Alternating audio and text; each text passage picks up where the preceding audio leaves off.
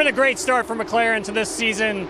Here joining me to break it all down, F1 Insider Chris Medland. Chris, thank you so much for taking the time to do this with us. Really appreciate it.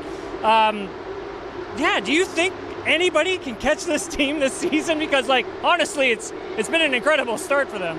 I'm really reluctant to say no because of what we saw last year with Red Bull. When we were stood here this time 12 months ago, Red Bull looked unbeatable, uncatchable. Even with a big McLaren upgrade coming, you still thought, well, Red Bull are going to be the class of the field. Other teams will upgrade their cars. They will close that gap. There will be regulation tweaks and tests that change in Spain. But I think everything we've seen from McLaren over the last few years means they will stay ahead. And I think that the Drivers' Championship battle, Max Verstappen might stay in there, but it's going to be between these two drivers at McLaren. Yeah, that switch in Spain that's coming, that's to limit the amount of flex that comes through the wings. Do you really think it's going to affect McLaren at all? Because they don't seem to think it is, but there have been people I've been speaking to in this paddock who seem to think that it could pull them back a tiny bit. I mean, if you're McLaren, you're never going to say yes. Because if you say yes, you're essentially saying right now what we do won't be legal anymore. You don't want to admit to that. But also, you're working on fixes, you're working on ways of still adhering to those rules without it impacting your performance. They won't have given up on that yet.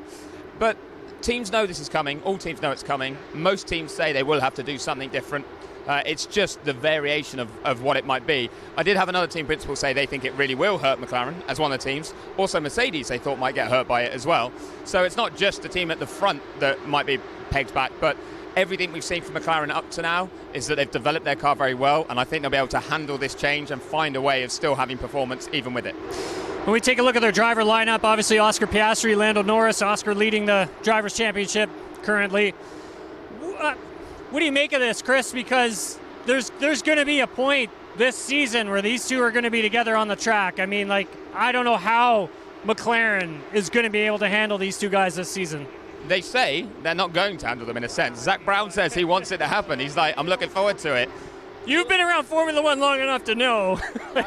Saying it. At the same time, I think he's right that they need to get it out of the way. They need it to happen at some point. They're kind of nervous about it. And when it does, they'll see how the drivers handle it, and then they'll learn how to handle it as a team. I do think that it's going to come sooner rather than later, because there's two very talented drivers, but when they're both performing at their best, they are very closely matched. And they just haven't quite put it together at the same time so far this year. When it does happen, I think it will be really key how McLaren respond. If McLaren shut them down and say, right, you're not racing anymore, it's bad for us as fans and people watching because you want to see them fighting for a championship in the right way. But at the same time, that might show that they are scared that they can't control the drivers, or the drivers won't listen to the rules they give them. If they say, okay, it's going to be based on who's ahead. There was a great comment from Nico Rosberg I saw recently where Mercedes changed the contracts to the Mercedes drivers when he was fighting Lewis Hamilton and said, you pay for any damage you cause hitting each other. Another car is fine, but each other, you're paying for the damage, and it's very expensive. Maybe McLaren will adopt something like that. So they've just got to get over that hurdle and then decide or work out how best to handle it. And just such a different contrast between both drivers. I mean, you see Oscar, he's very calm, cool, collected, and then you see Lando, I mean, sometimes seems like he struggles with the confidence in the car, and then sometimes he can really nail it together. I mean, here in the sprint race that we just finished, he won it, but again, he looked quick. He looked like he was the fastest driver here. For Lando, you spend a lot of time around him. I mean, what do you think it's going to take for him to try and win this championship? It's going to take better consistency. He admits that he's sometimes too hard on himself, and I do think it's a strength that he's so self-critical. It's what helps him try and improve. He's never satisfied. But when you then let that become so negative that the pressure builds up, or that you're really unhappy when you've done a good job but not a great one, I do think that it starts to be detrimental to him, and he's been a bit too up and down this year. When he's been good, he's been very good. When he hasn't been so good, generally he's still been competitive, he's just not beaten Oscar.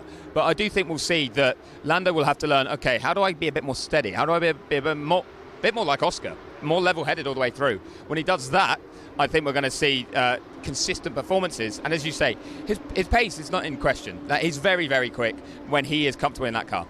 I think Oscar, just living in Europe for as long as he did when he was younger, just really toughened him up. And I spoke with him about that on Thursday, and really interesting stuff that he had said about it. And that's kind of what's kept him so calm, cool, and collected. Like, when you take a look at both of these drivers, I don't want to put you on the spot, but I'm gonna. I'll take it. Who do you think's coming away with the Drivers' Championship at the end of the season, if McLaren can hold on to this strong performance pace that they have in this car? Standing here right now, it's very hard for me not to say Oscar Piastri. I'll admit that. So, at the risk of sounding very stupid, I'm still going to say Lando Norris. Because I feel like you're looking at Piastri operating well. Like, not necessarily close to his potential, because I don't know what that limit is. He keeps improving, so strong. But Lando, we've seen operate poorly, or compared to what we know he can achieve.